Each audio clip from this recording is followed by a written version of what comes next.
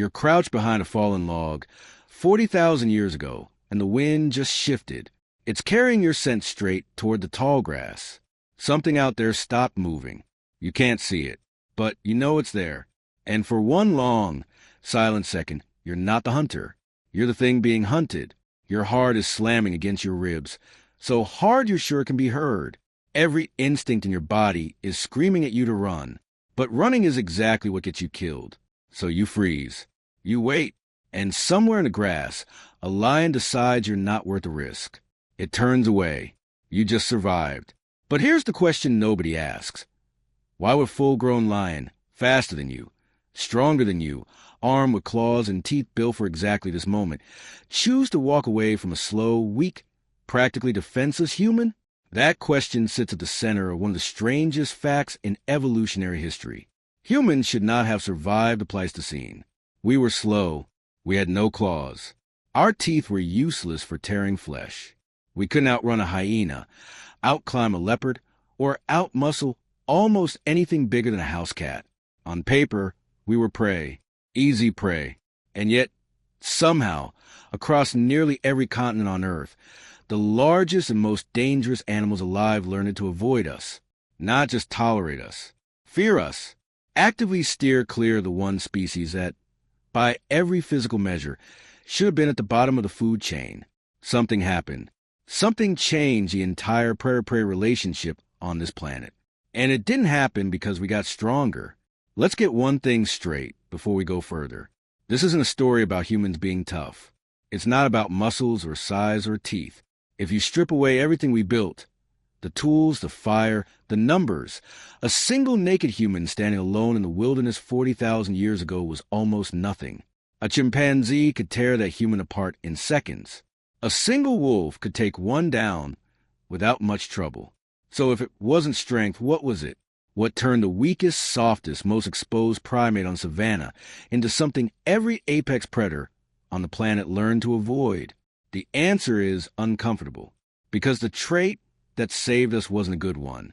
It wasn't kindness. It wasn't intelligence in the way we like to imagine it. Noble, peaceful, wise. The trait that saved early humans was something far colder. And once you understand what it actually was, you'll never look at human history the same way again. Here's hook number 2, and it's going to reframe everything you thought you knew about ancient humans. You probably picture our ancestors as desperate survivors, barely holding on, running from every shadow. That picture is wrong. By the time modern humans spread across Africa, Europe, and Asia, we weren't the animal running from a fight. We were the animal every other predator was quietly trying to avoid. Cave bear populations collapsed near human settlements. Saber-toothed cat remains vanished from regions right after human arrival. Giant hyenas, once the dominant scavengers of the Ice Age, disappear from the fossil record almost in step with human expansion. This isn't coincidence. Paleontologists have been finding this pattern for decades, and always points to the same uncomfortable conclusion. Wherever humans went, something started disappearing. And it wasn't humans. So what actually made us this dangerous? Let's break it down, because the answer isn't one thing. It's a combination of small advantages that, stacked together, turned into something monstrous. Start with distance. Every predator on Earth, before humans, killed up close. Claws need contact. Teeth need contact. Even the fastest cheetah has to physically catch its prey before it can do any damage. Distance was always the great equalizer between predator and prey. If you could put space between yourself and a threat, you had a chance. Humans broke that rule completely. The moment a human picked up a rock and understood they could throw it, the entire concept of safe distance collapsed. But throwing a rock is clumsy, inefficient, slow, so we didn't stop there. Scientists studying ancient hunting sites have found something that changes the whole picture. Sharpened stone points, hafted onto wooden shafts, designed to be hurled from 20, 30, even 40 feet away. That's not defense. That's an execution from a range no animal on the savanna had ever had a plan for. Imagine you're a lion. Your entire evolutionary strategy is built around stalking close, then exploding into a final, decisive charge. Every ounce of your biology is optimized for that final 10-foot sprint. Now imagine facing an animal that can kill you from 40 feet away before you ever get the chance to charge. Your instincts are useless. Your strength is useless. Your speed is useless. That is what a spear did to the predator hierarchy of the ancient world. It didn't just even the odds. It rewrote them entirely. But here's what scientists actually found when they dug deeper into this. It wasn't just a weapon. It was what the weapon represented. A spear meant planning. A spear meant a human had thought about tomorrow's hunt today, had chosen the wood, chipped the stone, tested the balance. No other predator on Earth hunted this way. Lions hunt with instinct. Wolves hunt with pack coordination built over millions of years of evolution. But humans hunted with foresight. We weren't just reacting to the environment. We were rewriting the terms of engagement before the fight even started. And that difference, the difference between reacting and planning, is the same difference that separates every apex predator from us today. Now think about fire. This is where things get even stranger. Every animal on Earth, without exception, has an instinctive fear of open flame. It's hardwired. It doesn't need to be learned. A newborn zebra that has never seen fire in its life will still flee from it. Fire means death, and every nervous system on the planet knows this at a cellular level. Humans figured out how to control it, not just use it when it appeared naturally, but carry it, feed it, keep it alive through the night, every night, for generations. Do you understand what that means from a predator's point of view? For millions of years, the only thing on Earth that controlled fire was fire itself. Uncontrollable, unpredictable, terrifying to everything with a pulse. And then, one single species learned to hold that terror in its hands and carry it wherever it went. Around a human campfire 40,000 years ago, something happened that had never happened before in the history of life on this planet. A group of animals sat inside a bubble of controlled terror, and every other predator for miles knew not to come near it. Cave systems in Europe show soot marks and fire pits dating back over 100,000 years, deep in areas where large predators once denayed. Humans weren't hiding from those predators. They were pushing into their territory and using fire to make sure the predators left. Think about what that does to an ecosystem. Every other species learned fire equals danger, avoid at all costs. Humans learned fire equals safety, bring it everywhere. That single inversion, that one flipped rule, gave us more territorial control over the ancient world than any physical trait ever could have. Here's where this connects to something inside you, right now in the modern world. That instinct, the pull toward light in the darkness, the comfort of fire, a lamp, even the glow of a phone screen at night. That's not random. That's the same nervous system your ancestors had around that fire 40,000 years ago, quietly telling you that light means safety and darkness means something might be watching. You felt this. Everyone has. Camping in the woods, when the fire dies down and the shadows creep in. Something ancient inside you gets uneasy. That unease isn't irrational. It's a memory, encoded not in your thoughts, but in your biology, from a time when your survival actually did depend on staying near the flame. Now let's talk about the trait that made all of this so much worse for every other species on the planet. Cooperation, not friendship, not warmth. Cooperation as a weapon. A single human with a spear was dangerous. A single human was still, at the end of the day, one weak body that could be overwhelmed. But humans didn't hunt alone. They hunted in coordinated groups, using signals, using strategy, using roles, some driving prey toward an ambush, others waiting in position, others cutting off escape routes. This is something almost no other predator on Earth does at this level of complexity. Wolves come close, but wolf packs are built on instinct passed through genetics, refined over unimaginable spans of time. Human cooperation was different. It was flexible. It could adapt to a new environment in a single generation, sometimes in a single season. A wolf pack can't suddenly decide to hunt woolly mammoths using fire and cliffs. Humans could, and they did. Evidence from sites across Europe and North America shows exactly this kind of coordinated killing. Mammoth bones found at the base of cliffs, arranged in patterns that suggest deliberate drives. Entire herds funneled toward a fatal drop by groups of humans, working together with terrifying precision. This wasn't luck. This wasn't a single desperate hunt. Researchers have found these kill sites repeated across generations, meaning this wasn't improvisation. It was a strategy taught, refined, and passed down like a recipe. Somewhere, an ancient human sat their child down and explained how to kill an animal 50 times their size, using nothing but teamwork and geography. That is a terrifying thing to have been on the other end of if you were an animal living in that world. Let's pause here, because we're at the halfway point, and what you're about to hear was, for a long time, deliberately left out of most popular history.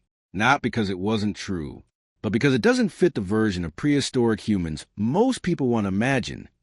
The peaceful hunter-gatherer, living gently within nature's balance. That image is comforting. It's also mostly fiction. The honest picture, the one supported by fossil evidence across 5 continents, is far more unsettling. Wherever modern humans arrived, something big started dying. Not slowly, over natural cycles of extinction. Fast, suspiciously fast. Australia lost its giant kangaroos, its car-sized wombats, and its massive flightless birds within a few thousand years of human arrival. North America lost mammoths, mastodons, giant ground sloths, saber-toothed cats, and dire wolves, almost all within a narrow window after humans crossed into the continent. This pattern repeats itself again and again on island after island, continent after continent.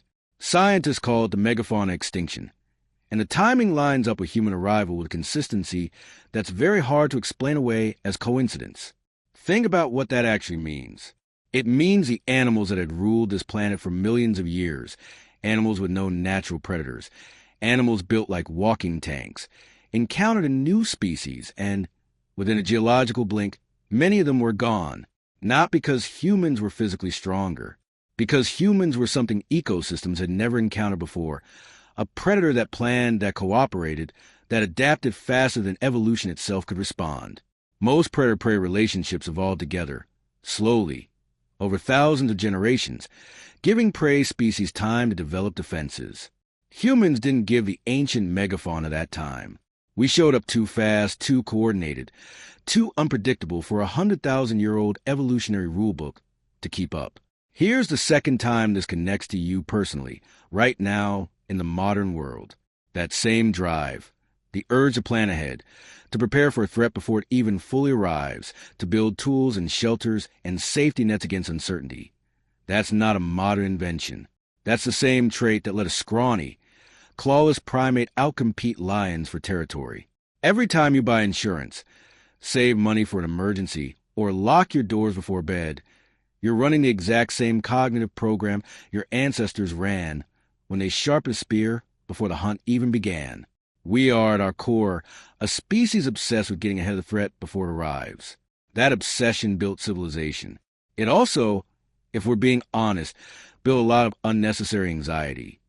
Because that ancient alarm system doesn't know the difference between a lie in the grass and a stressful email at 11 p.m. Now here's where the story gets darker, and this is a part most documentaries skip entirely. Because the fear other animals had of ancient humans wasn't just about weapons, fire, or coordinated hunting. It was about something else. Something psychological. Something predators could apparently sense, the same way prey animals today can sense which humans in a crowd feel dangerous and which don't. Researchers studying animal behavior around human presence have found something strange. Many predator species show heightened stress responses to the sound of a human voice specifically, even more than gunshots or unfamiliar predator calls. In a controlled study using hidden speakers in the wild, large carnivores like lions and leopards fled far more quickly from recordings of calm human conversation than from recordings of actual lion roars. Read that again. These animals were more afraid of humans talking quietly than they were of other apex predators announcing a challenge. Why would that be? Scientists believe it comes down to unpredictability. A lion's roar tells another predator exactly what to expect: territory, dominance, a clear and ancient set of rules both species understand. A human voice tells a predator nothing familiar at all. It doesn't fit any pattern their instinct evolved to read.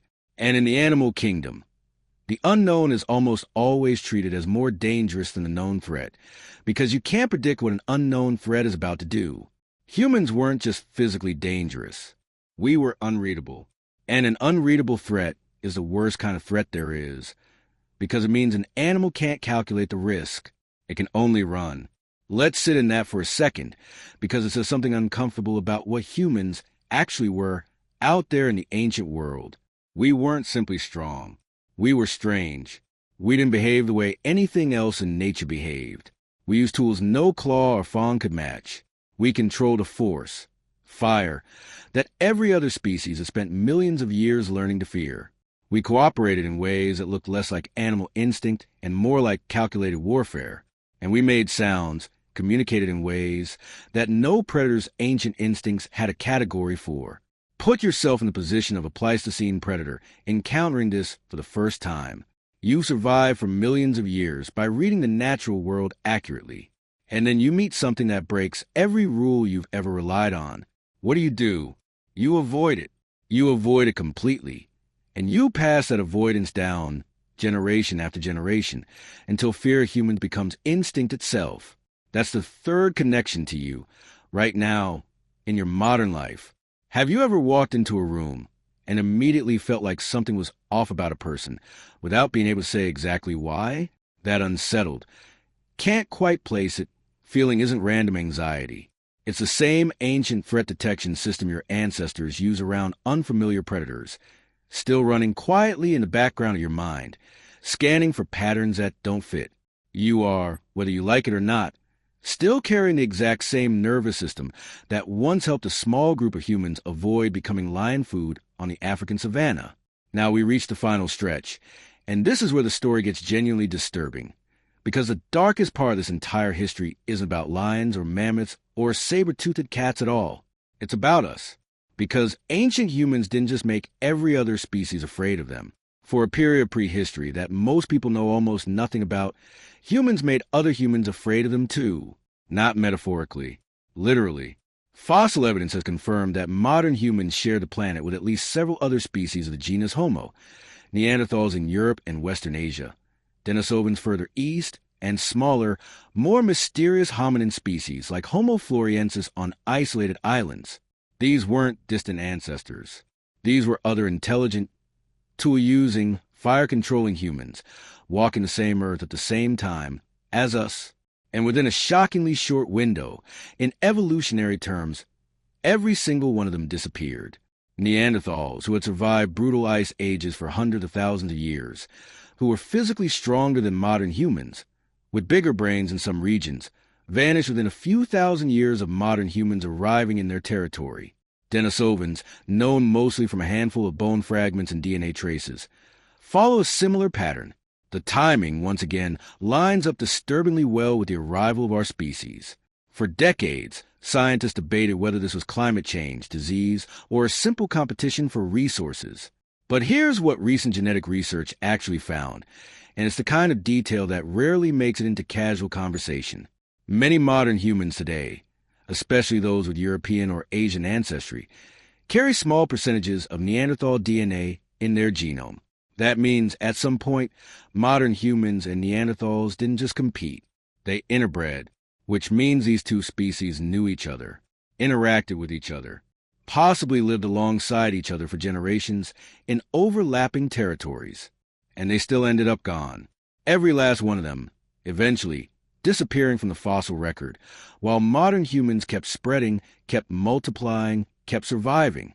Some researchers believe it was disease exchange, similar to how European colonization later devastated populations with no immunity to unfamiliar illness.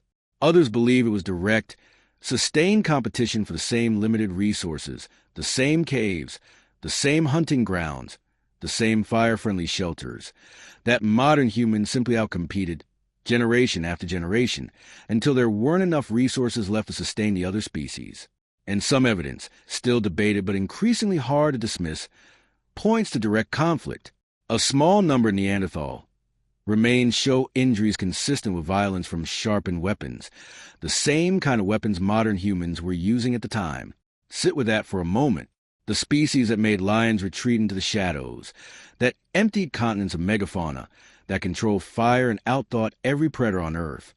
That same species may have played a direct role in ending every other branch of the human family tree. We didn't just become the most feared thing in the animal kingdom. For a while, We may have been the most feared thing to other humans, too. And here's the detail that should genuinely unsettle you. If Neanderthals, physically stronger, already established, already adapted to their environments for hundreds of thousands of years, couldn't survive contact with modern humans, what does that actually say about what modern humans were? It says the thing that made us so dangerous was never really about brute strength. It was about behavior, adaptability, coordination, a willingness to expand, compete, and win no matter what stood in the way. That trait didn't disappear when the Ice Age ended. It's still inside every one of us right now. So when you ask why every animal on Earth learned to fear ancient humans, the real answer isn't about spears or fire or muscle. It's about the fact that we were the first species in the history of this planet that other species simply couldn't predict, couldn't outplan, and couldn't outadapt. We weren't the strongest animal in the Pleistocene. We were the most relentless. And maybe that's the most unsettling part of this entire story. Not that other animals feared us, but that they were right to, because the same species that emptied the savanna of predators, that erased other branches of humanity from existence, that turned fire and cooperation into the deadliest weapons the natural world had ever seen, is the exact same species reading these words right now. The fear didn't disappear when the Ice Age ended. It just stopped being pointed at us and started being pointed everywhere else, at every ecosystem we've touched since. So the next time you feel completely safe, completely at the top of the food chain, ask yourself this: what would it feel like to be the animal in the grass, watching you walk by and understanding, in a way words can't explain, that you are the most dangerous thing it has